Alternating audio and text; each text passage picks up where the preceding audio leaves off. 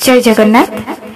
कवयित्री मधुस्मिता महापात्रंकर समय उपयोगी कविता दाई किए चलित शुणा कविता।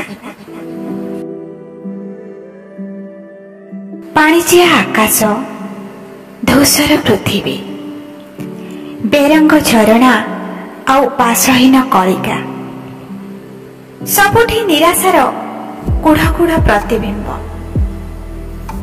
सकाळर सूर्य भी विलंबे हुए बेरंग दिशे दूरରୁ ସବୁଜ ଦିଶୁଥିବା ପାହାଡ଼ ମାନ ସତେ ଯେମିତି ସତ୍ୟ ଲୁଣ୍ଠିତ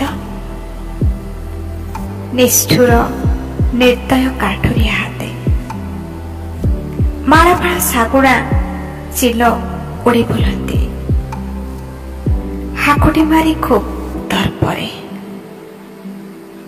ଏହା ହତାଶା କାହିଁକି?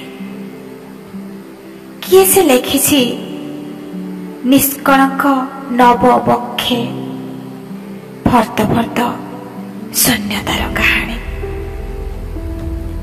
किए से कहब किए से दाई तुम्हें मु ना आमे समस्ते। धन्यवाद। आशा करे कविताटी मन को छुई मतामत अपेक्षा।